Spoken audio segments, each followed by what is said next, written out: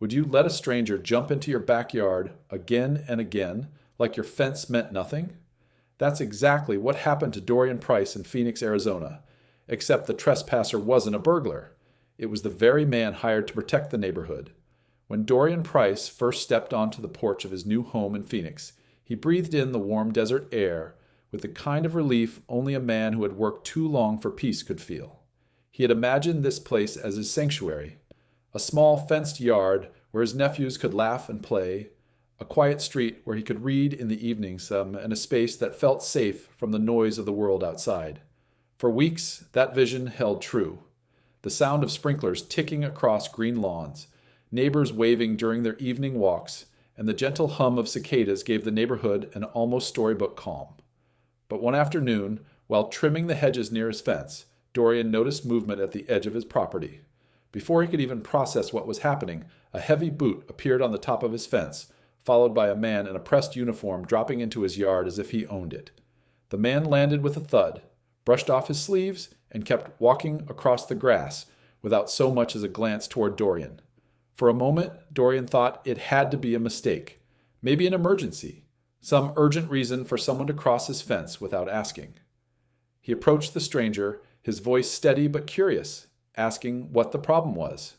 The man stopped briefly, smirked in a way that made Dorian's stomach turn, and replied with 2 words, "Routine patrol." Then, as if nothing unusual had happened, he stepped back over the other side of the fence and vanished down the alley. Dorian stood frozen, clippers still in his hand, wondering if he had misunderstood what he had just seen. This wasn't a burglar or a lost delivery driver. It was Colin Dresner, one of the very HOA patrol officers meant to protect the neighborhood, using his private yard as a shortcut. The shock of that first encounter lingered with Dorian as he replayed it in his mind throughout the evening. Why would someone with authority, the very person entrusted to enforce rules, so casually break them in his own backyard? He sat on his porch that night, looking out at the neatly painted fence that had once symbolized comfort and now felt like an open door. In the silence, he realized something unsettling. If the people assigned to guard the rules didn't respect them, what chance did anyone else have? That night marked the beginning of Dorian's unease, a small crack in the foundation of his peace that would only widen with time.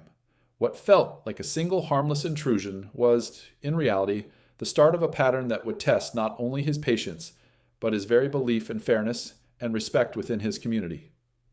In the days that followed, Dorian tried to convince himself that the unsettling moment with Colin Dresner was nothing more than an odd lapse of judgment, something that would never happen again. But the thought clung to him, like a shadow that refused to fade.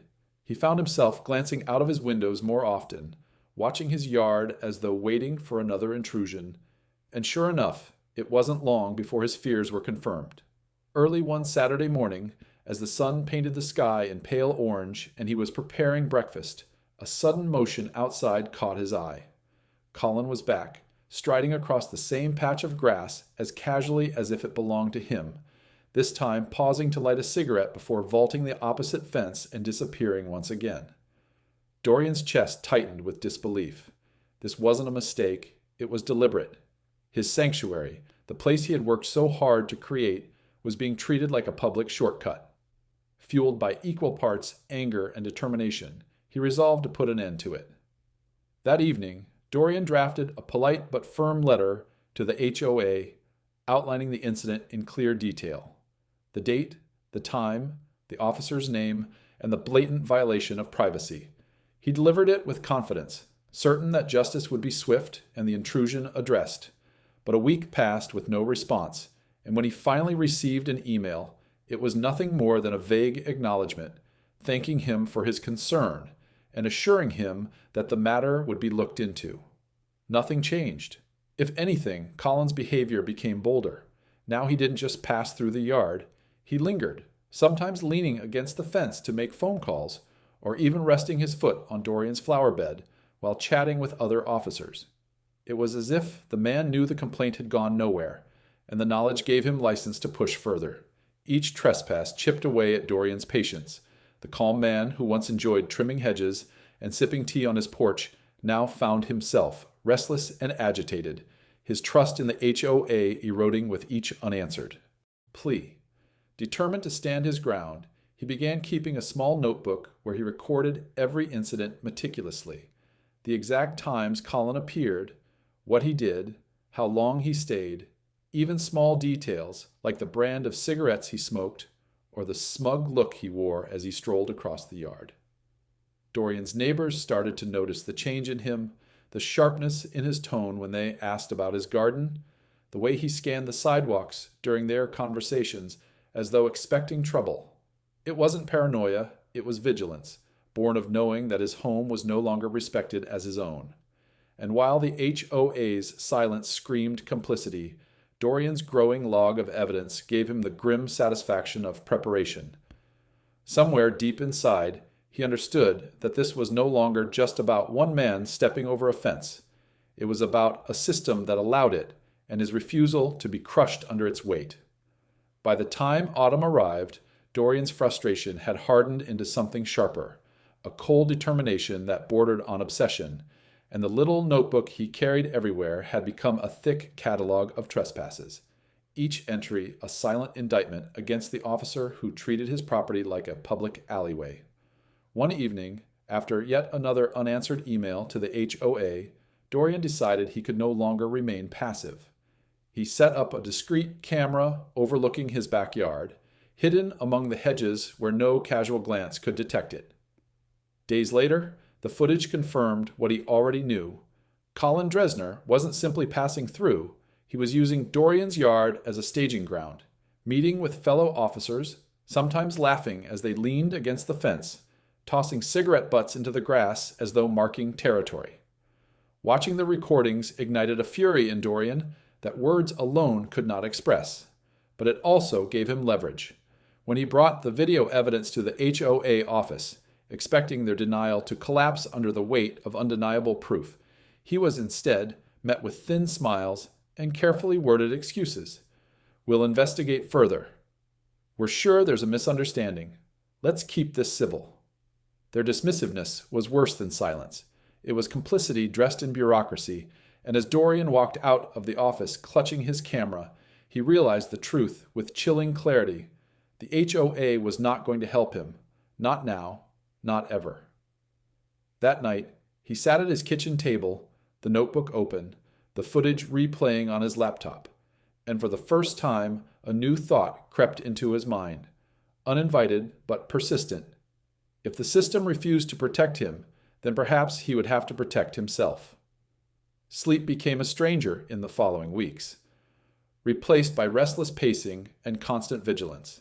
He installed stronger locks, reinforced his fences, and even ordered motion-sensitive floodlights that would blaze like daylight at the slightest movement. Yet even these measures didn't stop Colin. In fact, they seemed to provoke him. One late evening, Dorian heard the snap of twigs and rushed to the window just in time to see the officer standing under the harsh white beam of the floodlight, squinting up at the house with a smirk that froze Dorian's blood. It wasn't defiance, it was a challenge. A silent dare carved into the curve of his lips. Dorian's hands trembled as he gripped the curtain, his heart pounding with equal parts fear and rage, and in that moment he understood that this was no longer about a careless shortcut. It was a battle of wills, a collision between his right to peace and Colin's brazen disregard for boundaries. As he stood there, in the darkness of his living room, illuminated only by the glow of the screen, still looping footage of the same man outside, Dorian whispered to himself a vow that felt like steel. He would not be outsmarted, he would not be broken, and if the HOA refused to defend his sanctuary, then he would become its guardian, no matter the cost. The first real confrontation came on a damp October night, when the air smelled of rain-soaked earth and the neighborhood was hushed under a blanket of fog, muffling sounds and sharpening silence, and Dorian, restless as ever, sat by the window with the notebook in one hand and a cold cup of coffee in the other, waiting for the inevitable trespass that had become Colin's ritual.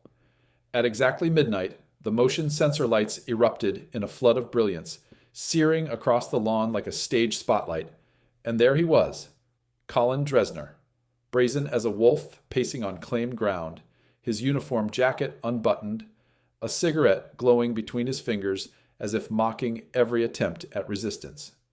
Dorian's chest burned with weeks of bottled anger as he stormed out into the night, his footsteps crunching against the wet grass, and for the first time words tore free from his throat instead of staying locked in silent journals. "This ends now," he shouted, his voice trembling with both fear and fury. But Colin didn't flinch. Instead, he took a slow drag from the cigarette, exhaled smoke into the cold night air, and smiled, the kind of smile that made Dorian feel small and cornered like prey. "What are you going to do about it?" Colin asked casually, flicking the ash onto the lawn as though he owned it. Their eyes met in the harsh glow of the floodlights, and for a tense heartbeat, neither moved. The officer confident in his authority, the homeowner straining against the weight of powerlessness. Dorian, fists clenched, demanded he leave, demanded he respect the boundaries, but Colin only chuckled, stepping closer to the fence, his boots sinking into the mud like he had every right to be there. "This yard's just grass," Colin muttered, his tone laced with contempt, "and grass doesn't belong to anyone." The audacity of the statement made Dorian's blood boil, yet beneath the rage was a creeping realization that chilled him deeper than the fog. The officer wasn't just taunting him, he was testing him, probing for weakness, enjoying the game. The argument escalated, words flung like weapons, until Colin leaned in, lowering his voice to a venomous whisper that carried more threat than any shouted insult. "No one's going to take your side. Not the HOA, not the law. You're alone in this." With that, he turned his back, strolling leisurely across the lawn, vanishing into the mist as though he owned the night itself. Dorian stood frozen, heart hammering, his breath quick and ragged, the echo of those words clawing into his mind. Alone, the word repeated in his head like a curse, but also like a challenge, and as he walked back inside, drenched in sweat despite the chill, he realized the battle had entered a new stage. Colin had shown his hand. He wasn't trespassing by accident or even carelessness. This was deliberate, calculated domination, a war of intimidation, and if Dorian was truly alone, then he would need to find strength he had never known before. The days after the confrontation stretched like a taut wire, humming with dread and sleepless vigilance, and though Dorian tried to live as before, every creak of the house, every rustle of wind outside, felt like Colin's shadow creeping closer, watching, waiting to strike again, until finally the breaking point arrived, one stormy night when thunder rattled the windows and lightning carved silver scars across the darkened sky. And once more, the motion lights burst alive to reveal Colin standing smugly at the edge of the yard, his boots planted firmly in the mud as if he had been waiting for this exact moment. But this time, Dorian did not tremble or hesitate, for he had prepared in silence, gathering every shred of courage the weeks of torment had forced upon him. With shaking hands, he lifted his phone, recording every second of Colin's trespass, every cruel smirk, every mocking step. And when Colin sneered, "What's that going to do?" "No one listens to you?" Dorian answered, not with words, but by dialing the number of a local reporter who had been sniffing around the neighborhood for weeks about whispers of abuse of power. The exchange between them, heated and raw, poured through the night air. Colin's arrogance laid bare for the lens, his threats captured in undeniable clarity, and for the first time, it was not Dorian who felt cornered.